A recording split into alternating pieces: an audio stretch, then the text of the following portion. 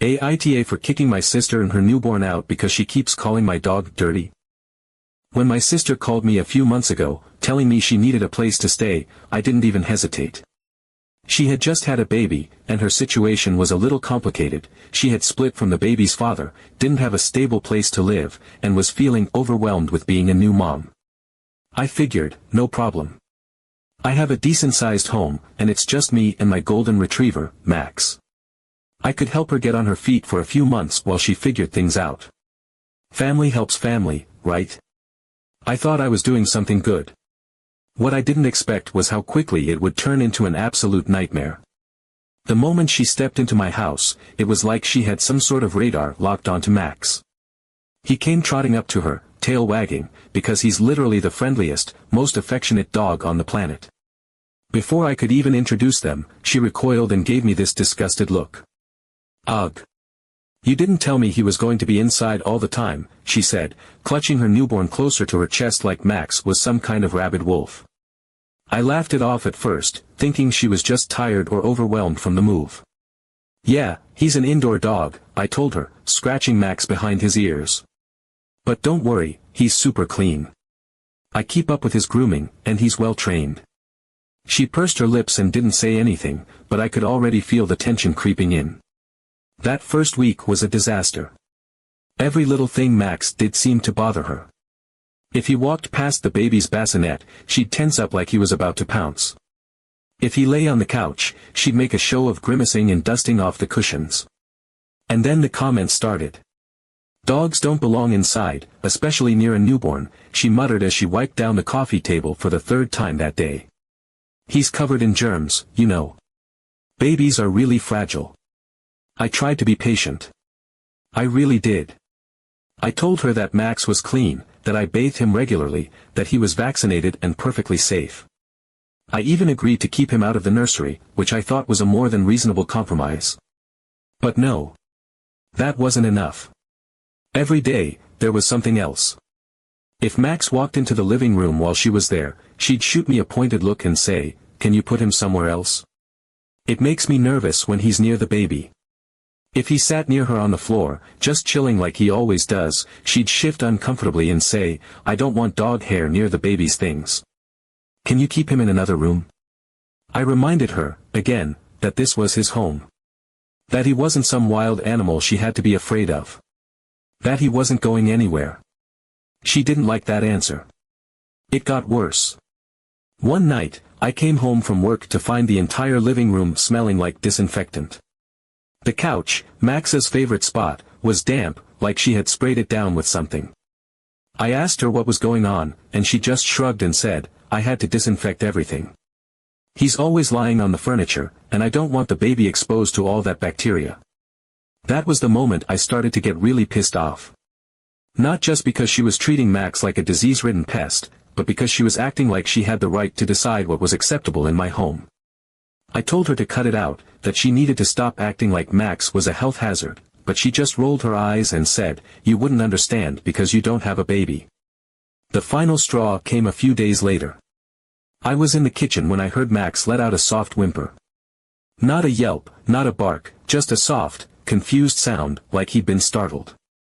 I walked into the living room just in time to see my sister shove him away with her foot, not hard, but definitely not gently either. He had been walking up to her, probably just sniffing around near the baby's playmat. He wasn't jumping. He wasn't barking. He was just existing, in his own home. And she kicked him.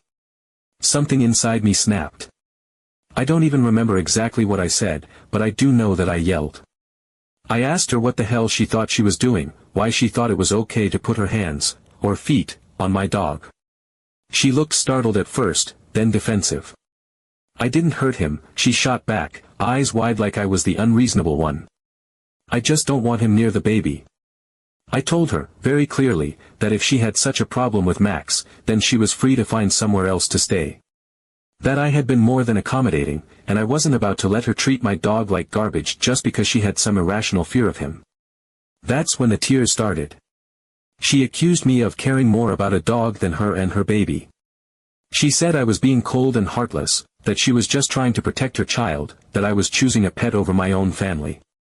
I didn't budge. She packed up her things that night and left, crying as she slammed the door behind her. Now, my parents are furious with me.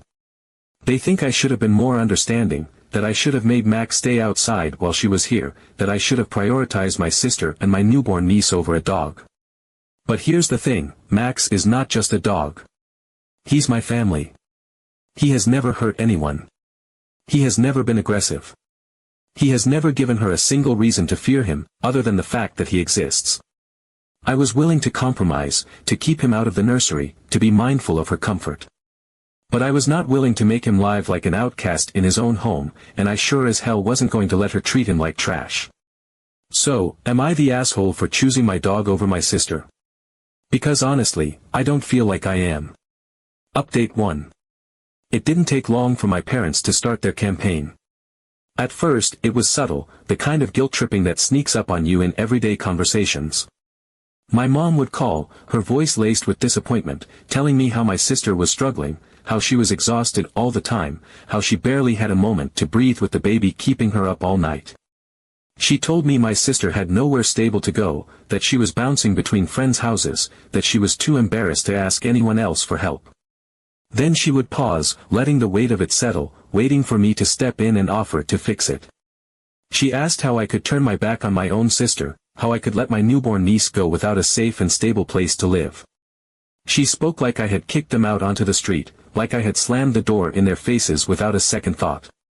When I reminded her, again, that my sister had chosen to leave because I refused to banish Max from his own home, she brushed it off as if it was completely irrelevant. The details didn't matter to her. What mattered was that I had drawn a line in the sand, and to her, that was the real problem. Then came the pressure. Real pressure. One evening, my mom called again, and this time, her voice was thick with frustration, not just disappointment. There was an edge to it, something sharp beneath the surface that told me she was done playing the guilt game, she was moving into full-blown demand territory. She told me I needed to fix this. That I had to make things right. That my sister couldn't just figure it out on her own while taking care of a baby. She spoke as if this entire situation could be easily resolved if I just apologized, let my sister move back in, and agreed to keep Max away from them. She framed it like it was the most reasonable thing in the world, as if I had been making an enormous deal out of nothing. Like I had blown everything out of proportion over a dog. I told her, calmly, that I wasn't the one who needed to apologize. That my sister had been the one making unreasonable demands. That I had been more than fair by keeping Max out of the nursery. That she had escalated things by treating him like he was some kind of disease-carrying menace and outright kicking him away when all he did was walk near her. I told my mother that if my sister wanted to come back, all she had to do was respect the fact that Max lived here. That wasn't what she wanted to hear. She scoffed, exasperated, and asked me why I was being so stubborn over an animal. Why I was refusing to do something so simple to help my sister. She said that if I just let Max stay outside while my sister was living with me, this entire thing could have been avoided. She made it sound like I was being impossibly difficult for no reason at all.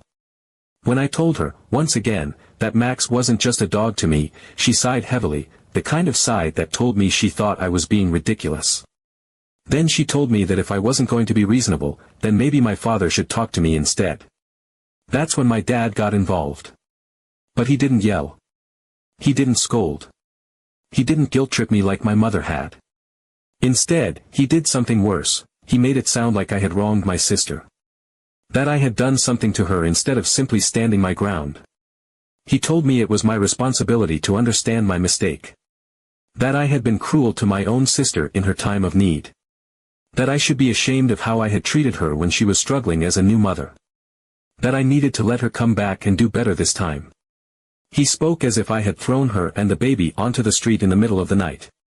As if I had refused to help her at all.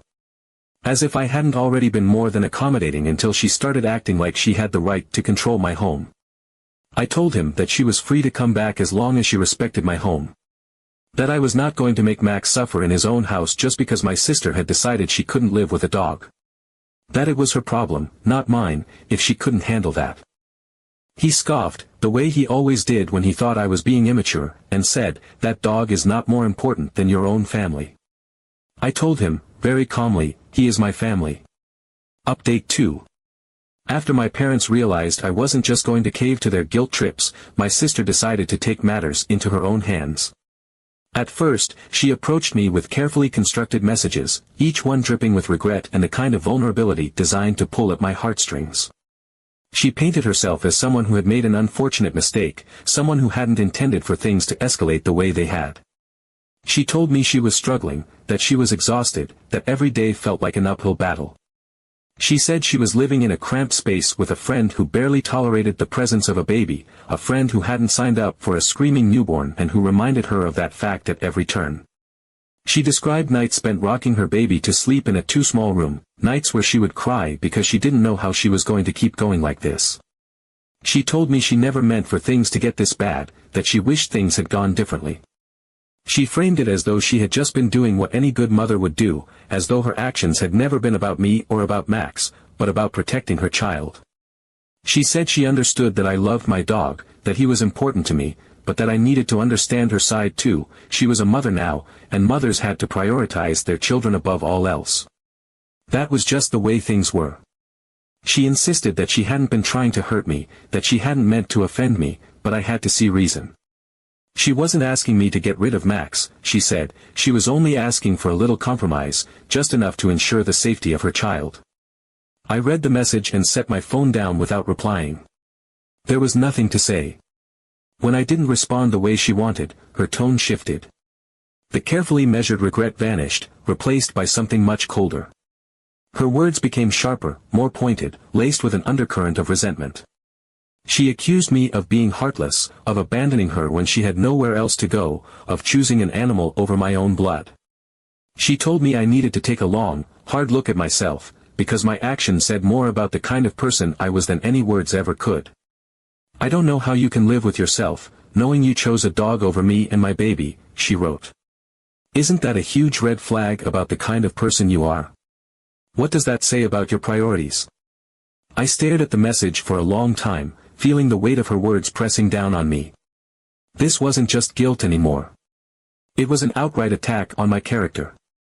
She wanted me to feel like there was something wrong with me, like I was defective for not bending to her demands. She wanted me to doubt myself, to question whether I had made the right decision, to start believing that maybe I was the problem. I still didn't respond. The next morning, another message arrived. This time, she had rebranded herself as the victim. Gone was the anger, replaced by a narrative of betrayal and disappointment. She told me I didn't understand how hard this was, that I had no idea what it felt like to be a single mother with nowhere to turn, to have no safety net, no one to rely on when things got tough. She said she had always looked up to me, always thought I was the responsible one, the person who could be counted on, the one who would step up when the family needed help. She said she had trusted that I would be there for her, that when things got difficult, I would do what was right. And then she ended it with a simple, cutting sentence. I guess I was wrong. I turned off my notifications. I thought that would be the end of it. I thought that, eventually, she would accept that I wasn't going to give her the reaction she wanted. That she would move on. But she wasn't done. A few days later, my parents called again. This time, they weren't even pretending to have a conversation. There was no warmth in their voices, no attempt to ease into the discussion with carefully placed words. They weren't asking me to reconsider. They weren't trying to persuade me. They were telling me what was going to happen. You will let her come back, my mother said, her voice sharp and unwavering. This is not up for debate. She's your sister. I took a slow breath, gripping my phone tighter, feeling the frustration and exhaustion settle deep in my bones. I had heard this argument before, over and over, the same recycled guilt they had been throwing at me for weeks. It had lost its sting. It wasn't even surprising anymore. I answered them in the calmest voice I could manage. Then you let her move in with you. Silence. It stretched on long enough to confirm what I had already known deep down. They didn't want her living with them. They couldn't handle what they were asking me to take on. When my dad finally spoke, his voice was lower, gritted with annoyance. This isn't about us. It's about making sure you fix what you broke. And that was when I realized this wasn't just about my sister needing a place to stay. It wasn't about the baby. It wasn't even about Max anymore. It was about control. About obedience. About making sure I fell in line, about proving that I wasn't allowed to set boundaries if those boundaries inconvenienced the family. They didn't just want me to take her back. They wanted me to admit I was wrong. To learn my lesson. To be the one to crawl back and make things right, even though I had done nothing wrong. Update 3. The final showdown happened at a family dinner. My parents had insisted I come over to talk things through, claiming it was time to settle everything once and for all. I knew it was a trap before I even agreed. The way my mother's voice had wavered, the forced neutrality in my father's tone, it all reeked of an ambush disguised as a reconciliation. But against my better judgment, I went. Part of me still clung to the hope that, at the very least, we could put this to rest. That I could make them understand, if not agree, that I wasn't going to bend. The moment I walked into the dining room, I knew exactly what this was. It wasn't a conversation. It wasn't about closure. It was an intervention. My sister was already seated, her arms crossed, her expression a mixture of exhaustion and expectation, like she was waiting for me to finally cave and say, "You're right. Come back." My mother sat beside her, her face drawn with carefully placed concern, already bracing for the emotional weight she intended to throw at me. My father leaned forward with that same disapproving stare he had always used when he thought I was being difficult. They had already made up their minds about how this was supposed to go. I sat down, feeling the tension coil around me like a vice, pressing in on my chest. The air was thick with expectation, a silent demand that I be the one to fold first. Then my father spoke, his voice measured but firm, like he was explaining something simple to a child who just refused to understand. He told me that they just didn't get it, that this entire situation had spiraled out of control because of my stubbornness. That all of this could have been avoided if I had just been reasonable instead of prioritizing a dog over my own sister and her child. The word dog fell from his lips like it was something dirty, something shameful, as if Max wasn't a living, breathing part of my life but a mere object I had refused to put away out of sheer spite. I exhaled slowly, willing myself to keep calm. I had already been through every variation of this argument, every accusation, every attempt to twist reality into a version where I was the villain. I reminded them that Max was my family. That he lived with me, that he had done nothing wrong, that I had already compromised for my sister. I told them that I had respected her boundaries, keeping him out of the nursery, trying to be considerate, and that she had refused to respect mine in return. My sister let out a sharp, disbelieving laugh, shaking her head like she couldn't believe I was still standing my ground. She told me I was selfish. That I was putting an animal before her and her helpless child. That I was the one refusing to make even the smallest sacrifice to help my own blood. And that was when it hit me. This wasn't about Max. This was about control. She wasn't mad that I had chosen my dog over her. She was mad that I hadn't let her dictate the terms of my own home. She was mad that I hadn't bent to her will, that I had drawn a line she couldn't erase, that she had lost. I pushed back my chair and stood, the weight that had been pressing on me for weeks suddenly lifting. I looked at her, at my parents, at the whole ridiculous, staged setup of this dinner, and I realized I was done. Really done. I told her I loved her, but I wasn't going to let her manipulate me. I reminded her, one last time, that I had given her a safe place to stay, that I had been willing to make room for her and the baby, that I had never asked for anything unreasonable. And I told her the truth, that she had chosen to leave because she couldn't stand that she wasn't the one calling the shots. That was her choice. Not mine. My mother burst into tears then, the kind of dramatic, open-wound sobbing meant to make me second-guess myself.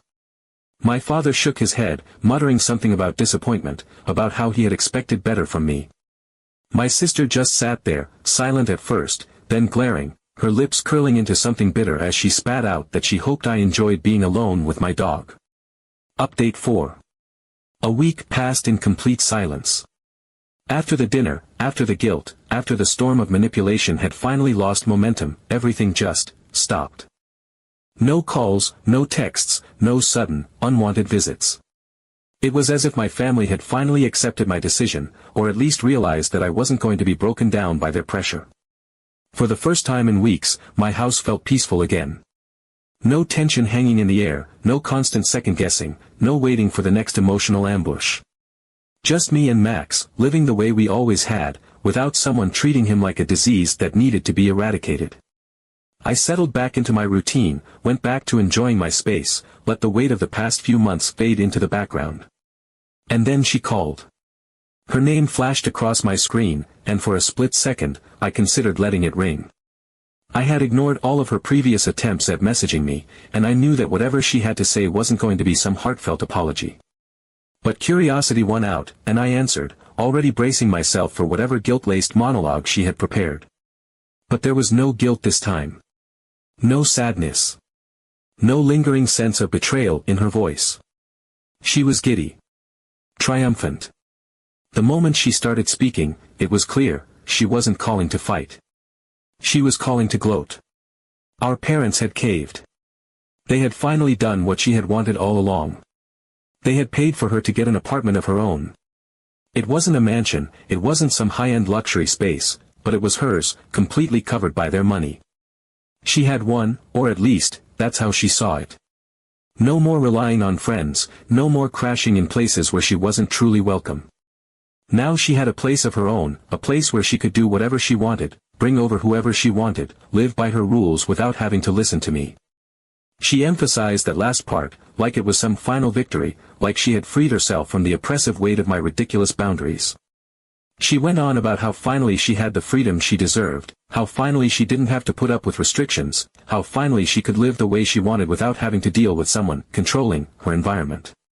She framed it like she had broken free from something suffocating, like I had been the one dictating her life rather than the other way around. But the thing was, I didn't care. I didn't feel the sting of her words, the sharpness she had laced into them in an attempt to get a rise out of me. I didn't feel anger, or resentment, or some deep sense of injustice that she had managed to manipulate our parents into giving her exactly what she wanted. If anything, all I felt was a sense of detachment, of utter indifference. Because at the end of the day, she had always been going to get what she wanted. It had never really been about me, or Max, or anything else besides control. She had thrown a tantrum, and they had rewarded it. That was always going to happen. She wasn't gloating because she wanted to share her happiness. She was gloating because she wanted me to feel like I had lost. She wanted me to regret not giving in sooner, to sit there and stew in the thought that I could have avoided all the conflict if I had just bent to her demands. She wanted me to feel like the stubborn fool who had made things harder than they needed to be. But all I felt was relief. I congratulated her in the most neutral, detached way possible, and I could tell she didn't like that. The victory wasn't as sweet if I didn't care. She wanted me to be bitter, to be resentful, to feel like I had been outmaneuvered in some grand game. But I wasn't playing. I had never been playing. She made a few more attempts to get under my skin, throwing in comments about how she was so much happier now, about how she loved not having to listen to anyone, about how much better her life was without my rules looming over her. But none of it landed, because none of it mattered. I had peace. I had my home back. I had Max curled up beside me, happy and safe, without someone treating him like a filthy intruder in his own space. I had everything I needed, and I no longer had to deal with the suffocating weight of my sister's presence, of her demands, of the way she acted like her needs should always come first. She finally hung up, and I could almost hear the frustration in her silence, the way she had wanted me to react but hadn't gotten the satisfaction she was looking for. She had thought she won. But the truth was, I had already won the moment she left.